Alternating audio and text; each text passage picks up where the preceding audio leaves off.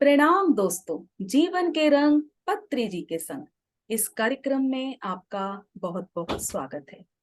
पत्री जी ने हमें ध्यान का वो अनुपम उपहार दिया है जिसे अपनाकर हमने अपने जीवन को नया आकार दिया है। इस मंच पर हम आपकी मुलाकात उन ध्यानियों से करवाते हैं जिन्होंने अपने जीवन में ध्यान को अपनाकर सकारात्मक बदलाव को अनुभव किया है। तो आज इस यात्रा में हमारे साथ हैं दिल्ली के ही लवली जी। तो बहुत बहुत स्वागत है लवली जी आपका इस मंच पर। अपने अनुभव को हमारे साथ शेयर कीजिए। Over to you.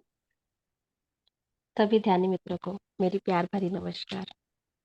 आराधना जी, आपका बहुत बहुत धन्यवाद मुझे इस मंच पर आमंत्रित करने के लिए, ताकि मैं सबसे अपने ध्यान के अनुभव साझा कर सकूं।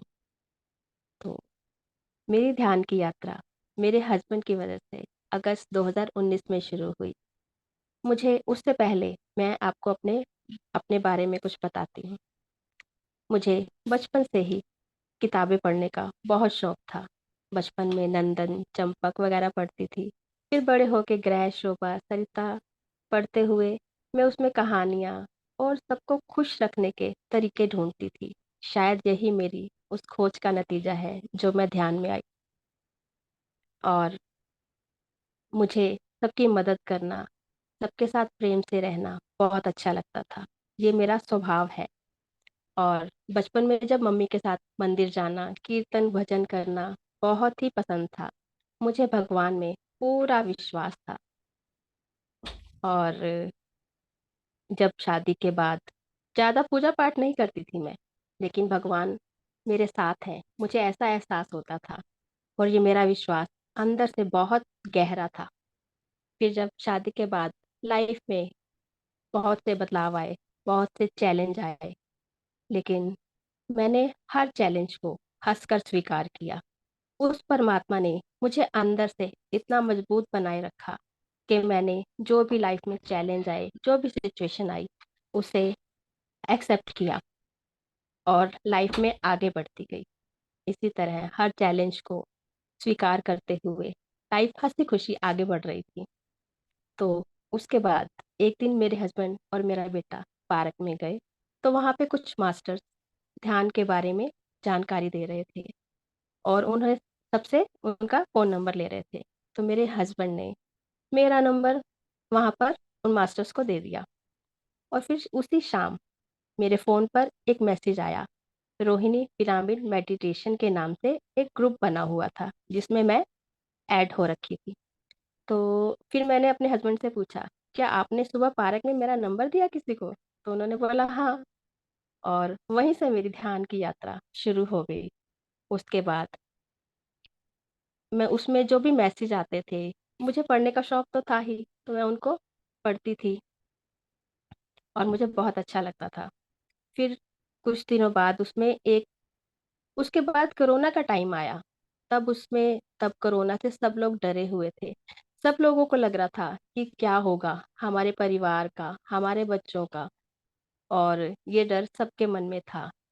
तो जब एक दिन उसमें क्रिया योग ध्यान, कोरोना से हीलिंग के लिए, तो मुझे लगा कि ये क्या चीज़ है। उससे पहले मुझे ध्यान के बारे में कुछ भी नॉलेज नहीं थी। तो जब मैंने उस लिंक को ज्वाइन किया, मैंने उसके बाद फर्स्ट टाइम जूम अपने बेटे से डाउनलोड करवाया। और सुबह मैं 6 बजे की क्लास थी, मैं उसे ज्वाइन करके बैठ गई। फर्स्ट टाइम मैंने जूम चलाया था, तो मुझे कुछ भी आइडिया नहीं था कि कैसे आगे पीछे देखते हैं, कैसे उसको चलाते हैं। बस मेरे बेटे ने जितना बताया कि आप इस तरह से चालू करके, और मैं उसे ज्वाइन करके बैठ गई। और मैंने फर्स्ट टाइम जब ध्यान किया, उन्होंने थोड़ा सा अपनी बॉडी के बारे में बताया। फिर 30 मिनट ध्यान करवाया। जो फर्स्ट टाइम हम लोगों को बैठने की आदत तो होती नहीं है, तो आधा घंटा बैठना मेरे लिए बहुत ही मुश्किल था। मुझे ऐसे लगा कि कितना लंबा टाइम हो गया है। वो मेरा फर्स्ट एक्सपीरियंस था ध्यान में। फिर अगले दिन मैंने फिर से ज्वाइन किया और अच्छे से ध्यान किया। मुझे बहुत अच्छा लगा। फिर कुछ दिन बाद उसी ग्रुप में दीप्ति नडेला का शाम को 5 से 6 मेडिटेशन का लिंक आया। मैंने फिर से उसे ज्वाइन किया और 1 घंटा पूरी समर्पण के साथ ध्यान किया। पता नहीं, मुझे ऐसे लगा कि मुझे बैठना है और इस ध्यान को कंटिन्यू करना है। और उसके बाद कुछ दिनों के बाद पंजाबी में मॉर्निंग का एक लिंक आया। पंजाबी ध्यान जगत, पंजाब में पंजाबी मेडिटेशन के लिए। और मुझे अंदर से इतना अच्छा लगा कि पंजाबी में मेडिटेशन, वाह, मैं जरूर इसे करूंगी। और जब मैंने उसे मैंने सुबह ज्वाइन कर लिया। और पंजाबी में जब लोग सब ध्यान करते थे, जस्सी मैम मेडिटेशन करवाती थी, बहुत अच्छा लगता था। अंदर से ऐसे लगता था कि कितना आनंद मिल रहा है, इतनी ऊर्जा सी महसूस होती थी।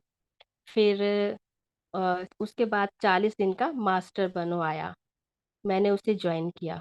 उसमें नए नए मास्टर अपने ध्यान के अनुभव बताते थे, अपने ज्ञान और शेयर करते थे, विस्डम शेयर करते थे। तो मुझे वो नॉलेज इतनी अच्छी लगती थी, अपनी आत्मा की गहराई में उतरती जा रही थी वो नॉलेज।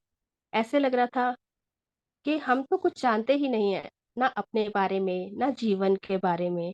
तो जब वो सब नॉलेज सुनती थी तो वो इतनी अच्छी लगती थी, जैसे वो हमारे लिए ही थी।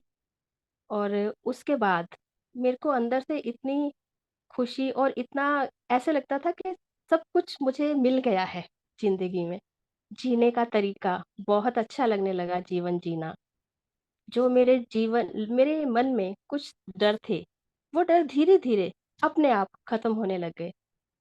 और उसके बाद अ, अ, मैं गई थी महायोग ध्यान कुंभ ऋषिकेश।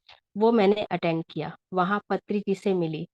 और उनसे मिलके इतना अच्छा लगा कि हम कितने भाग्यशाली हैं जो ऐसे युग पुरुष से मिलना हो रहा है। क्योंकि मैं उस समय उनके बारे में थोड़ा थोड़ा पढ़ चुकी थी और उनकी जीवनी सुनकर मुझे बहुत अच्छा लगता था। जब मैंने सुना कि पत्री सर एक एक आदमी को ध्यान सिखाने के लिए इतनी दूर तक जाते थे, उन्होंने अपनी नौकरी छोड़ दी, तो मुझे अंदर से ही आया कि जब सर इतनी दूर दूर जाके सबको ध्यान सिखा सकते हैं, तो क्या हम घर बैठकर नहीं सिखा सकते। तो मैं जो भी कोई अपने बारे में कुछ बात करता था कि मुझे कोई शारीरिक प्रॉब्लम है या कोई वैसे अपनी प्रॉब्लम शेयर करता था, तो मैं सबको ध्यान के बारे में बताती थी। लेकिन कोई करता नहीं था। फिर मैंने एक दिन वही पति सर की मुझे बात याद आई, फिर मैंने सोचा कि क्यों ना हम अपने घर पर ध्यान करवाएं। फिर मैंने एक दिन संडे को सबको बुलाया और घर में ध्यान किया और सबको इतना अच्छा लगा। उसके बाद मैंने संडे के संडे अपने घर क्लास लेनी शुरू कर दी। और जब मैं वो मेरी सिर्फ घर पे क्लास शुरू हुई थी। फिर जब मैं मास्टर्स को देखती थी तो मेरे मन में आता था कि ये सारे मास्टर कितने समर्पण भाव के साथ, कितने प्रेम के साथ सबको ध्यान सिखा रहे हैं। पूरे पूरे आपके साथ मैं सकती। और जहाँ भी में हम सब जब अपने ध्यान कर रहे थे, तो मुझे मौका मिला कि आप ध्यान करवाइए। और मैंने जब ध्यान करवाया तो वो बहुत ही अद्भुत अनुभव था मेरे लिए। और ऐसे इससे पहले श्वेता शर्मा की जब बच्चों की क्लास शुरू हुई, लिटिल बुद्धा, उसमें मैंने मेरी बेटी को भी ज्वाइन करवाया। उससे भी ध्यान करना बहुत अच्छा लगता है। और वो भी तब से मेरे साथ ध्यान कर रही है। जब से ध्यान हमने मैंने पंजाबी में शुरू किया, मैंने ध्यान करना नहीं छोड़ा, एक भी दिन मेरा मैंने वो सेशन मिस नहीं किया। इतना अच्छा लगता है, ऐसे लगता है कि कुछ अधूरा रह गया अगर वो सेशन मैंने छोड़ दिया तो। और मेरी बेटी, वो भी हमेशा ध्यान करती है। और उसके बाद उसने पाइमा में भी ज्वाइन करा, तो बहुत उसको भी बहुत आनंद आता है ध्यान करके। तो ये तो मेरा थोड़ा सा सफर था। और बहुत सुंदर मैम। और वृंदावन का कोई एक्सपीरियंस शेयर करना चाहेंगे मैम? हाँ जी, वृंदावन में बहुत ही अद्भुत एनर्जी थी, वहां जाकर बहुत बहुत आनंद आया। वहां के जो विज्ञानाचार्य जी से हमने बहुत कुछ सीखा। वहां पर जो हमने यज्ञ किया, हवन किया, बहुत आनंद आया, क्योंकि वो सब चीजें मुझे वैसे ही आनंदित करती थी। लेकिन जब विज्ञानाचार्य जी को देखा कि मौन में कितनी शक्ति है, जो हम चाहें वो पा सकते हैं बिना बोले, मौन में रहकर, बहुत ही अद्भुत। और पत्री मैम से मिलना हुआ, पत्री मैम की एनर्जी बहुत ज्यादा, उनके तेज, उनके चेहरे का तेज इतना उत्तम था, बहुत ही। उनको देखकर ऐसे लगता था कि जैसे हमारी गुरु माँ हमारे सामने बैठी हैं, बहुत सुंदर, बहुत ही। और वहां पर सात्विक भोजन, संगीत का आनंद, ध्यान, 2-2 3-3 घंटे ध्यान करना, बहुत ही अद्भुत अनुभव थे वहां के।